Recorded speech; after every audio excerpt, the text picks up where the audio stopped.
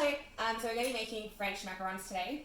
We're going to be doing a French meringue style, which means we're just going to be whipping our egg whites and pouring in our caster sugar.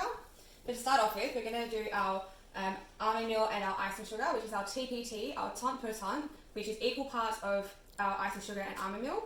So what we're going to do, you can have it in a food processor or a Thermomix if you have it. We're just going to blitz it up to a really fine powder and then sift it into a bowl. If you don't have a food processor or a Thermomix, just sift it maybe 3 times just so you get a really fine product and get rid of all of the impurities and big lumps. So we'll get started on that.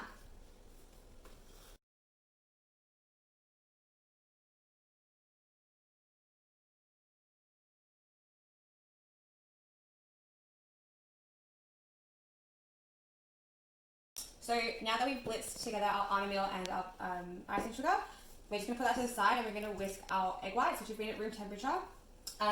We're just going to whisk them to a soft peak, then start adding in our caster sugar very slowly until we get to a medium firm peak. At that point, we'll also add in our colouring, which we're going to do green today for our apple pie macarons.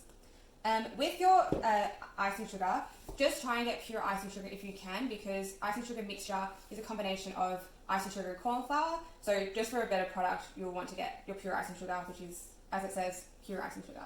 So we're going to get mixing on this, and then we'll go to the next step.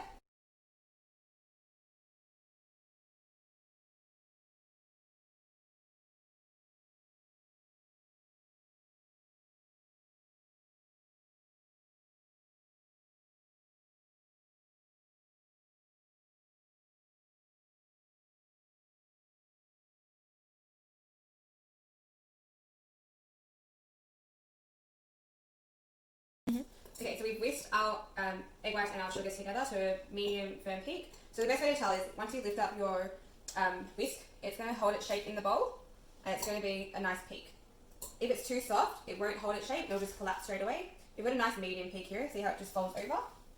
And we've added in our colouring to as much as we like. You can add no colouring, you can add as much colouring as you prefer. It's best if you have a gel colouring as well, as a liquid colouring adds a bit too much moisture to your product. So try and add gels if you have them. So what we're going to do now is we're going to fold together our 2 ingredients, so our egg white mixture and our almond meal mixture. So we get every bit off this because we don't want to waste any. So I've got a bigger bowl here that I'm going to transfer everything into just to make it a lot easier. I'm going to start with my whites.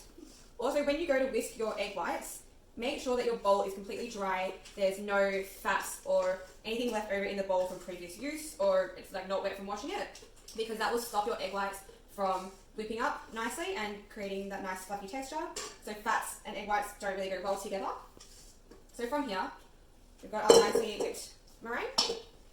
We're going to just put in bit by bit our mixture here. Best to do in like 3-4 parts and just fold it through. Just to explain meringues to you as well, there are 3 different types of meringues. You have French meringue, Swiss meringue and Italian meringue. So what we made today was a French meringue, which is whisking your egg whites and then slowly reining in your caster sugar. So there's no real cooking to it, it's just done in the machine bowl. You have your Italian meringue, where you whisk your egg whites in the bowl, but you make a sugar syrup with water and your caster sugar, which then obviously cooks your egg whites when you add it in together, and you get a stronger forming meringue. And the final meringue is a Swiss meringue, which is the strongest meringue that you can have, which is 1 part of egg whites to 2 parts of sugar, and you put on top of a double boiler together, whisk that together until it reaches around 65 degrees, which you then put onto your machine with your whisk and whisk until it doubles in size and becomes really strong and firm. And that is the strongest type of meringue that you can have. So there are different applications for each meringue. For example, you can do your French meringue macarons, or you can do an Italian meringue macaron. Italian meringue are good for cakes, French meringue is good for biscuits. I like to use Swiss meringue when I'm having the egg whites not exactly cooked out, because it prevents like food poisoning or those kind of things, because you're cooking your egg whites in the process. So it's good for pregnant women, elderly, young children. Kind of just eliminates all those like bad bacteria, because you're bringing it above the danger zone, which is above 60 degrees. So back to the meringues, the macarons.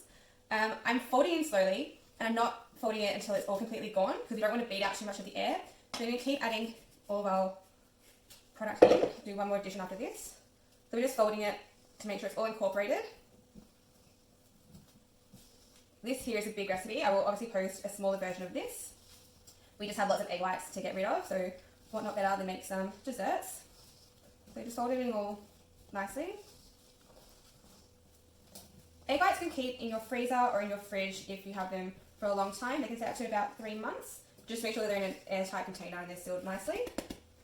So we have that. I'm just going to fold it in. Your mixture should be getting thicker, which means it's going to hold its shape.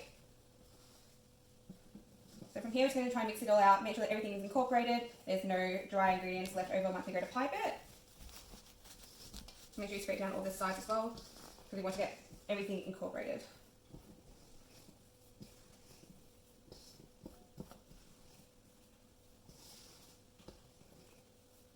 Scrape the bottom as well. And we have our macaron mixture.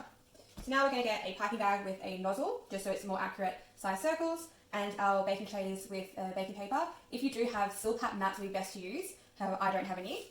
They just give a different consistency on the bottom. They're more consistent throughout your baking. But yeah, so we'll get onto that and go from there. So now we're going to pipe our macarons. So I've got this in a size 9 nozzle, but you can do whatever size you prefer. Tray with baking paper. I've just sprayed the bottom with oil. I've preheated the oven to 135 degrees. If you don't have that exactly, 140 is fine. So we're going to pipe them. What you can do, if you're not confident, is pre-draw circles on your paper so they all are the same size. Obviously on the underneath of your paper so you don't get permanent marker on your macarons. Or you can eyeball it, which I'm going to do. Or you can also find silicone mats that have indented circles on them, which are designed for macarons. So if it's just what you have around or what you would like to use. Just going to pipe them now. So just pipe them in one circle. And then I just do a circle to cut them off. And leave enough gap in between them. They will drop after this step as we are going to tap out our tray so we can get rid of all the air bubbles and allow our macarons to drop a little bit. Try and do the same size all the way through if you can. I kind of count the pressure that I'm putting on my bag for the same amount of seconds. And yeah, just leave a good decent gap between each because they will grow out and up. And again, you can do whatever size you prefer. If you like, you can do one giant macaron. You just need to ensure that you bake it at the correct temperature for enough time, rotating it as you go. So I'm going to pipe these and I'll show you the next step.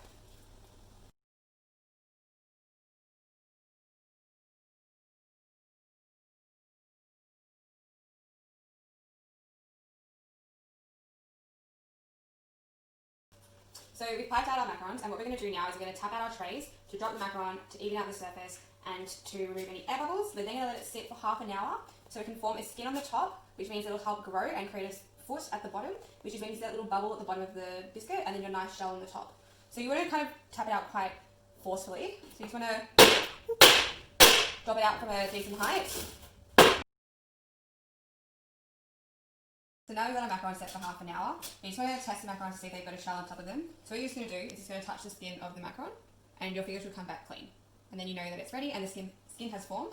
So we're going to put them into the oven at 135 degrees for around 10 to 12 minutes. You just want them to come up nicely, have a hard shell on top, and when you pick them up off the bottom of the tray, it should have a nice clean base and come off easily, and you know they're ready. So the macarons have come out of the oven. I cooked them for 16 minutes. I've let them sit for about 4 or 5 minutes just so they cool down a bit. And what you want is just to be able to lift them up off the paper with a really nice clean base. They may get stuck a little bit, but that's okay. Just like that, popping off really nicely. And then what I've done is I've transferred them to a cooling rack for a few minutes, and then we've matched them to their sizes. So you just want to find like 2 macarons that fit the same size, so when you put them together, they turn out quite nice. So as you can see with the macarons, they have a foot on them. So just underneath here, there is the base and the top, and that's where you want to grow. So that's why we keep our macarons at resting for half an hour before we put them in the oven, so they get that really nice foot on the base of them. And we're going to make the filling and finish off our macarons. These are going to become an apple pie macaron with an apple filling.